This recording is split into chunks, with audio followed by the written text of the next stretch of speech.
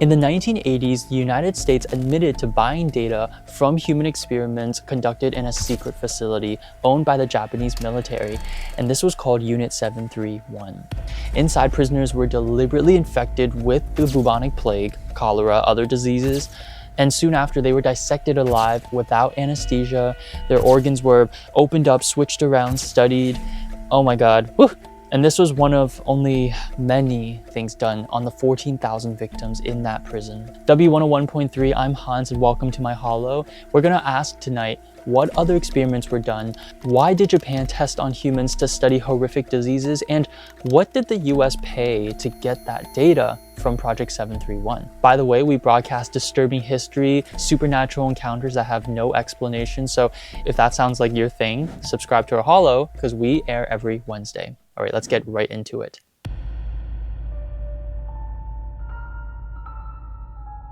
In order to understand why Project 731 was created, we gotta meet the man who started it all. Dr. Hiro Ishii, he was this Imperial Army surgeon and microbiologist.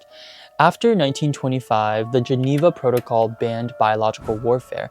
Dr. Ishii hears this and runs to the military headquarters proposing a new tactic. See, he argued that because such weapons were forbidden, they must have been extremely devastating. So Japan needed its own bioweapon program in order to win against their enemies. And to his surprise, he was approved instantly. Guys, you gotta understand, Japan is not some weeaboo, cutesy anime type world shit. It was a state of radical nationalism. The emperor was treated as a living deity meant to carry out the destiny of Japan to conquer Asia, or as they call it, free Asia. And this destiny was ingrained in everyone. The military reinterpreted Bushido, the samurai code, to this ideology of absolute loyalty and self-sacrifice to the emperor. You go into school, the textbooks, they taught children the evilness of all Western countries. And then you looked at what colleges taught scientists. They were saying to do whatever it literally takes to help Japan free Asia. Even the Crown Prince Hirohito was obsessed with biology, so much so he even had a private research laboratory built in his own palace. So when Dr. Ishii proposed his idea in front of the conquer-hungry military and the science-loving royal family to build these biological weapons, it's no surprise they instantly approved it. By 1932, Dr. Ishii led a fully funded testing operation innocently called the Anti-Epidemic Water Supply and Purification Bureau. And soon, Unit 731 was created in Pingfeng near Harbin, Manchuria, a Chinese province Japan invaded just a year before, innocently disguised as a humble lumber mill. To Japan, the Chinese and Koreans were expendable, inferior peoples, Manchurian monkeys as they called them, whose lives really just could be sacrificed for the empire.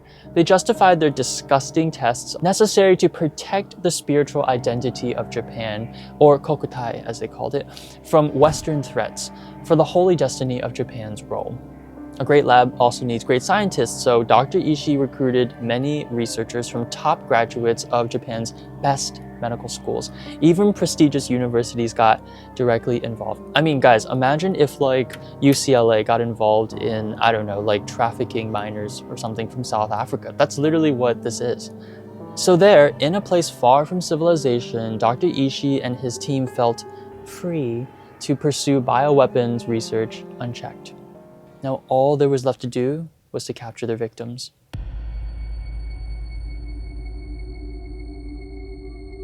When the first victims were brought in, they were deliberately infected with deadly pathogens: bubonic plague, anthrax, cholera, typhoid dysentery, many more. Infection methods varied. Some of them ate contaminated food. Some of them were just directly injected into their muscle.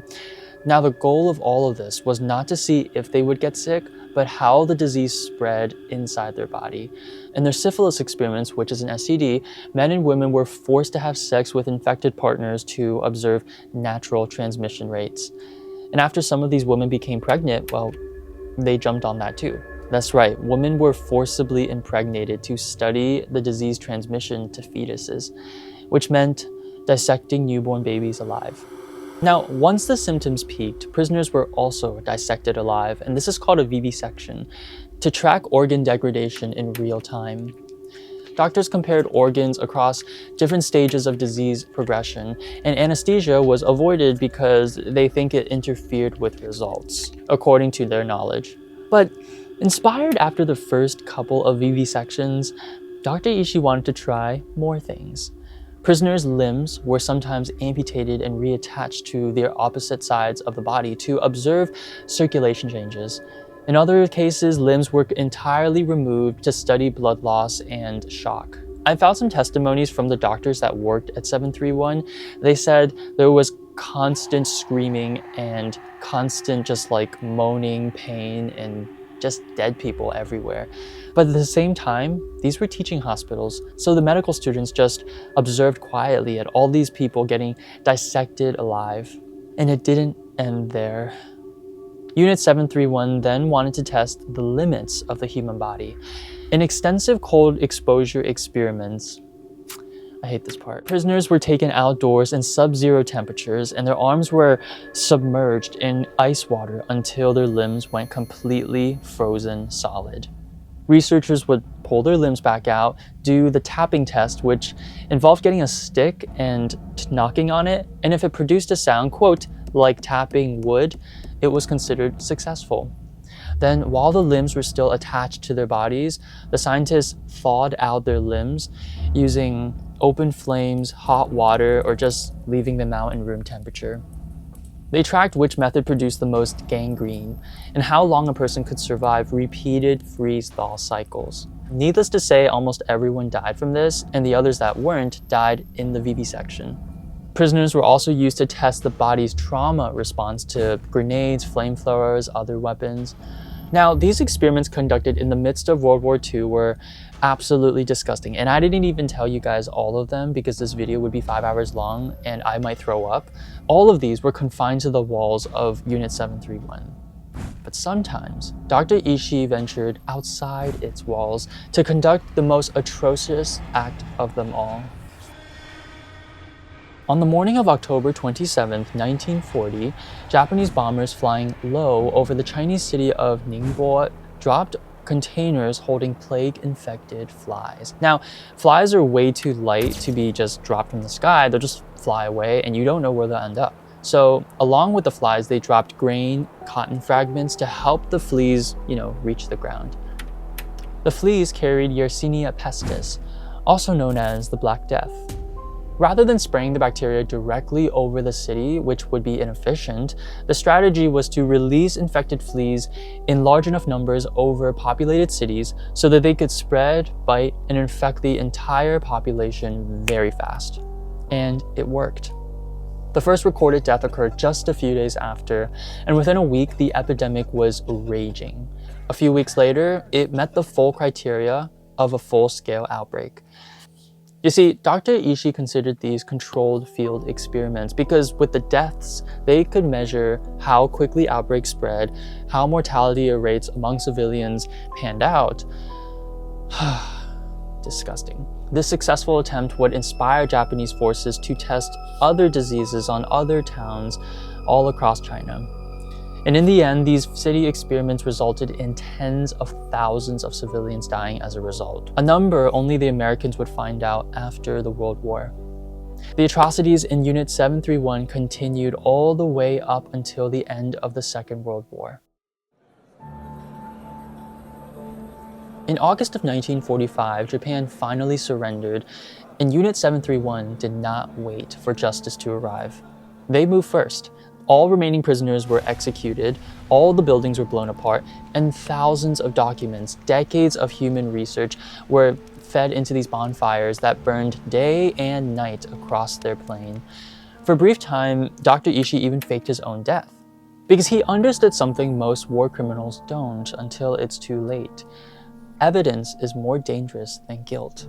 But the scale of what had happened in 731 could not stay buried forever. When the Allied forces began uncovering what remained of Unit 731, the picture was overwhelming.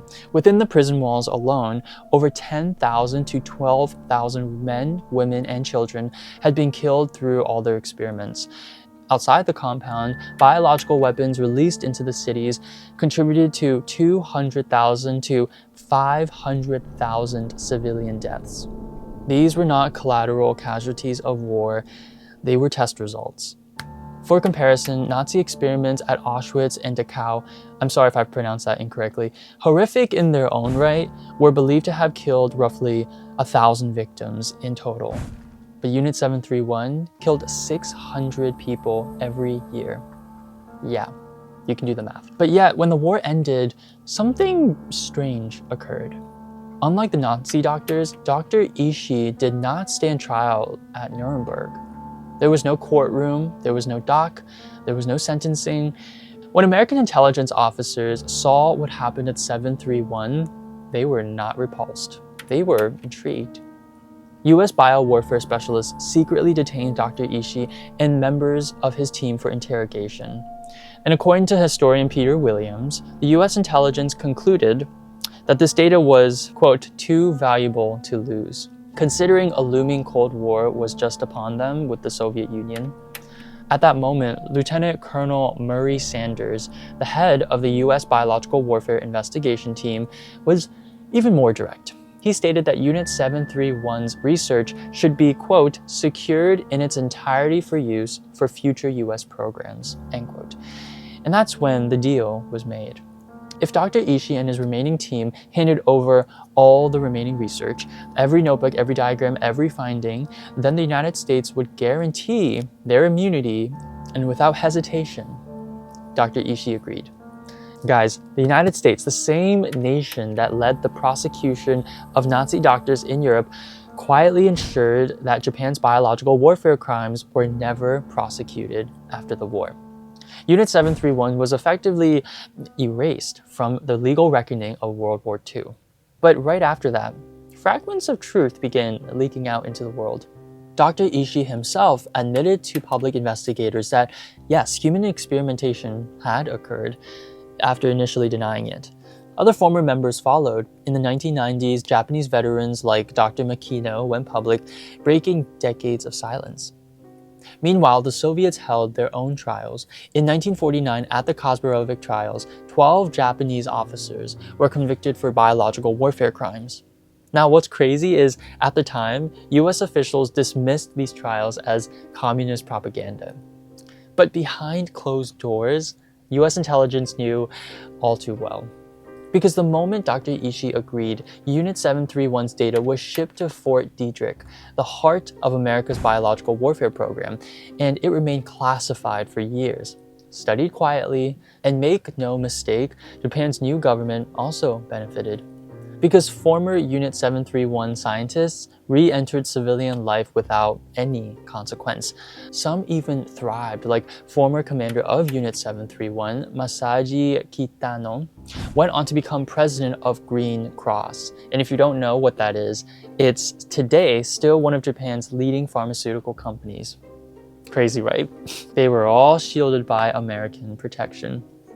Now, this is where I shift to you, who are all still listening, and ask each of you a question.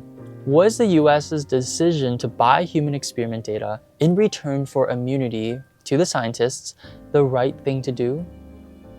On one hand, we know Unit 731's data was inhumane and absolutely vile.